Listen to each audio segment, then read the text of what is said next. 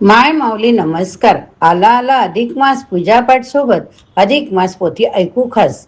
घर एक मंदिर गोकुळवास. वसुदेव सुतं देवं कंस चाणूरमर्दनं देवकी परमानंदम कृष्ण वंदे जगद्गुरुम. अध्याय 30. अभिवाचनातनं श्रवण करूया. बोला जय श्री कृष्ण.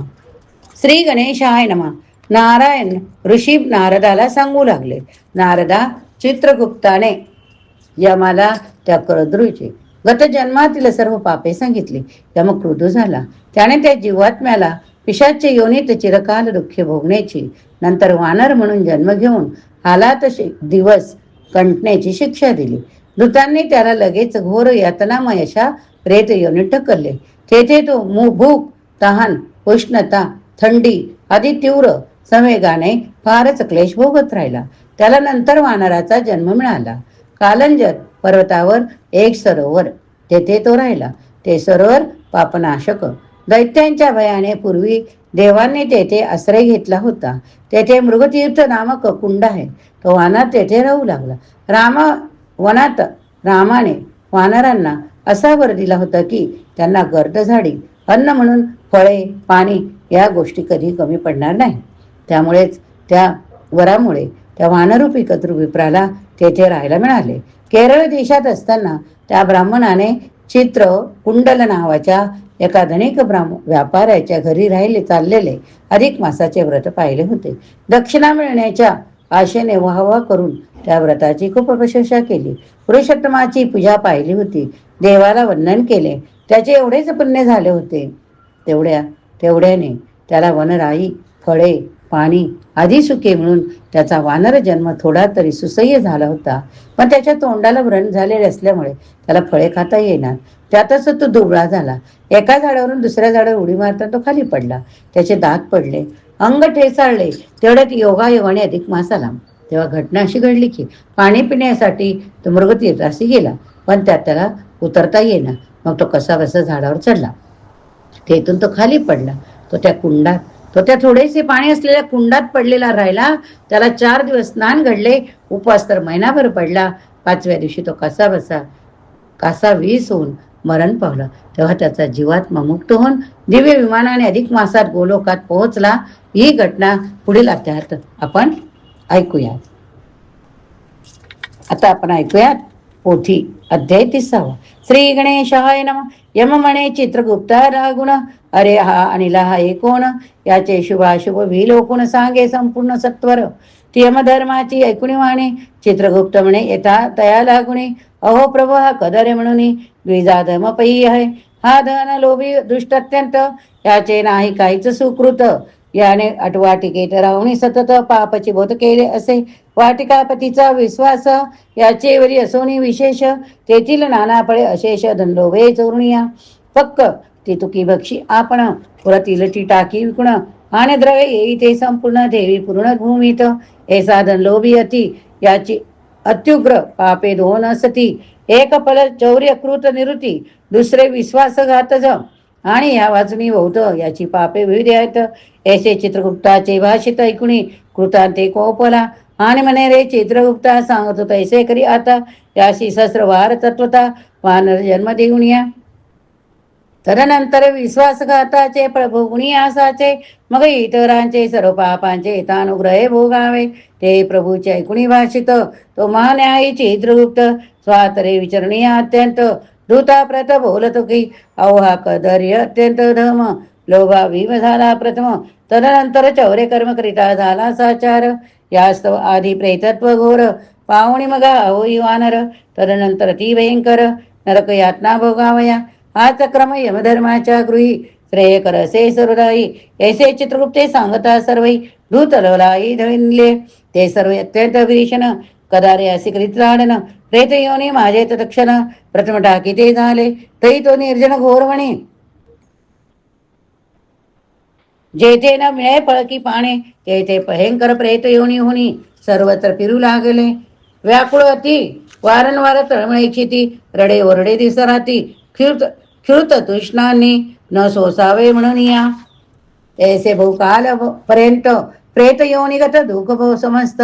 भोगणी मग फल चौर्य जनित, कपित्वागत प्रतपावला दिव्य कालंजर पर्वतावर जेथे जंबूखंड मनोहर शीतळ छाया नीरमधुर आणि अपार फलपुष्पे तेथे इंद्र निर्मित सुरेख सत सेव्य परमपुण्यपारक पापनाशक कुंड एक सरोवरास माहे ते सुरासी दुर्लभ अत्यंत तयाचे नाम मृगतीत तेथे श्राद्ध करिता येतोक्त पितर मुक्त होता ती दैत्य भवे सर्व सुरवर मृग होणी निरंतर इंद्र निर्मित कुंडी सादर स्नान करीते झाले तेने तै निर्भय होऊन पुनच्च पावले स्वर्ग भुवन यास्त त्या कुंडा लागून मृगतीत बोलू लागले असो ऐसे जेतीत उत्तम तेथे तो कदर्य जाधम फलचौर्य कृत पापे प्रथम वानर जन्म पावला ऐशी नारायणाची भाषित ऐकून साचरे ब्रह्मसूत म्हणे मुने ते मृगतीत त्रैलोके पावणे सोनिया तेथे त्या दुष्ट पापी वानरास तैसे मिळाले राहावयास ते कारण सांगून अशेष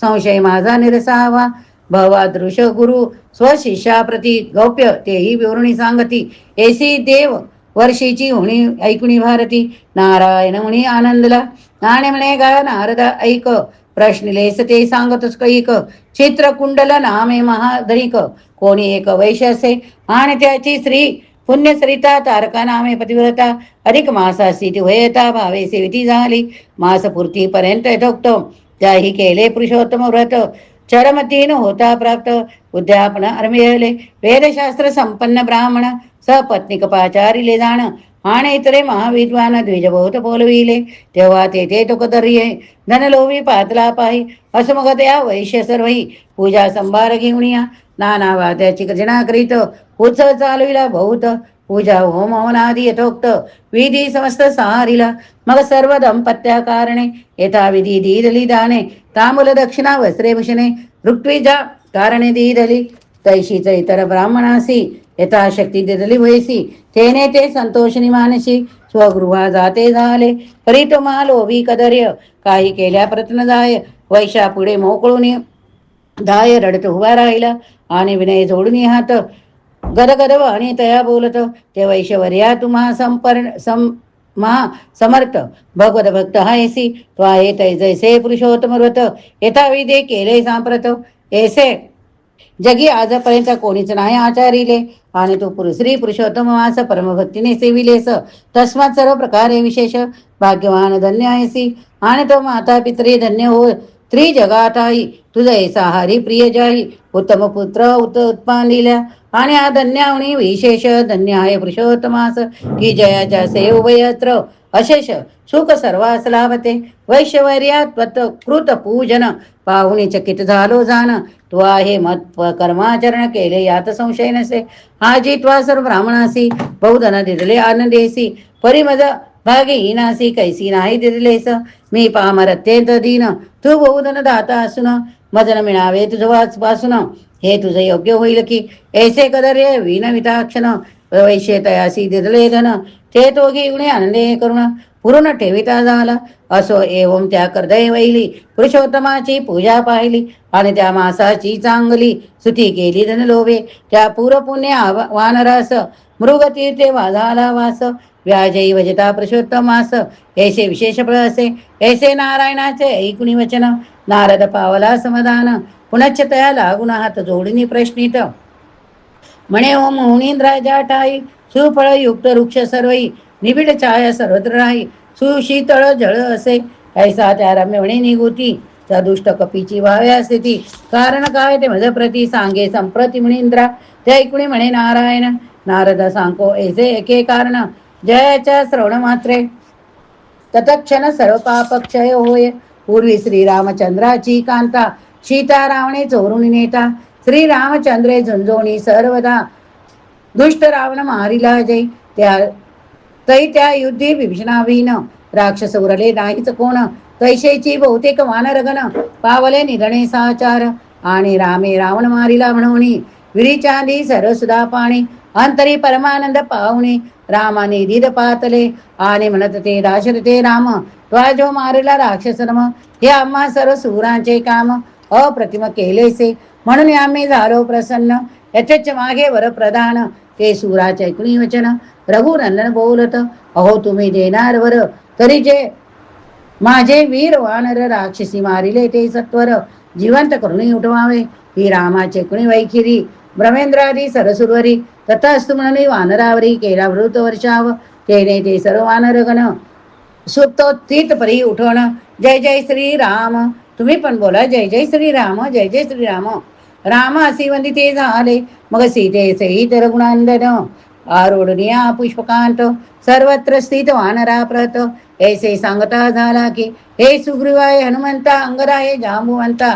तुम्ही वानरा सर्वता मित्र कार्य करीती. आता तुम्ही या वानरासी आज्ञा पाय येथून जावयासी. जेथ येईल त्याच्या मनासी ते ते समस्त राहतो. हे मम कपी चिरायू सकळ ज्या ज्या वनात वसतील त्या त्या वणी वृक्ष विपुळ सदा सुपळ सतील पा. आणि नद्या किंवा सरोवरे पूर्ण राहतील शीतळ निरे. आणि कोणाची ये निकुरे दर्शली जाणार नाहीत. ऐसे रामाच्या शिवर्चन पूर्वीच झाले या लागून. ज्या ज्या स्थानी वानर म्हणून सदा वसत असतात तेथे तेथे नद्या सरोवरे पूर्व राती शीतळ निरे. आणि महावृक्ष फलपुष्पांकुरे सुमंडित असतात. एवम रामाच्या प्रभावाने वानर जाती मात्रा कारणे सदवृक्ष वडी वसती मिळणे साहजिक झाले असे. परी सुख दुखे ते समस्त प्राक्तन कर्मापासून होत. जेथे जेथे प्राणी वसत ते ती अते कर्मन संपे भोगल्याविन. ऐसे ऐसे वेदानुशासन असो पुढे तो कपी महान पडता ऐसे वाढुनिया. त्या मृगतीता सनिध वनात क्षुधा तृष्णाने अतिपीडित स्वजाती चापल्य सतत सर्वत्र भ्रमू लागला. नारद त्यावणी निवृत्ती फलपल्लव विपुळ असती. परित्या कपीची कर्मगती विपरीत असे पै. जन्मापासून त्याचे वदणे पित्तजन्य व्रण होणे. रात्रंदिन तयातुनी रक्तस्राव होत असे.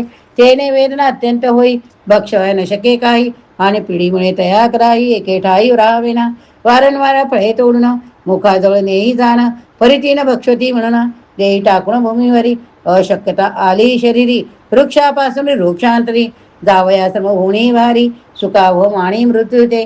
कदाचित करिता उड्डाण भूमिसी पडला वृक्षावरून. सकळ गात्रे झाली भग्न जागेवरून उठवेना.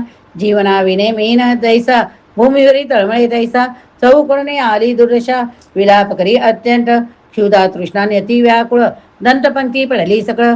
व्रणरोगाची पीडा विपुळ सरकाळ रक्त गळे. ऐसा पूर्वजन्म कृत पापेसी पाहुण्या बहुदुःखासी. निरारूप वासी रात्रंदिवस तळमळे. ऐसे जाता बहुत दिवस देवे पातला पुरुषोत्तमास. जो साक्षात पुरुषोत्तमासात प्रिय विशेष असे पै. त्या मासे शीत पूर्ववत शीत वाताधिके पीडित. कृष्ण पक्षा माझी कराचित फिरत असता वना माझी. कृष्णेने अति व्याकुळ झाला मृगतीर्थ सहनिध पावला. जळपाना लागी प्रवर्तला परिते काही प्राशवेना. आणि उण्या क्षुधाक्रांत वृक्षावरी चढला त्वरित. कपिजातीचे चापल्य बहुत स्थिर राहे तेथे. उडी मारिता वृक्षांतरी मध्येच पडला कुंडा वितरी. बहुत दिवसांचा निराहारी कुंडा बाहेरी येवेना. शरीरे उरले नाही बळ पंचप्राण झाले व्याकुळ. कुंड प्राती स्वल्प जळ तेची तळमळ करीत असे.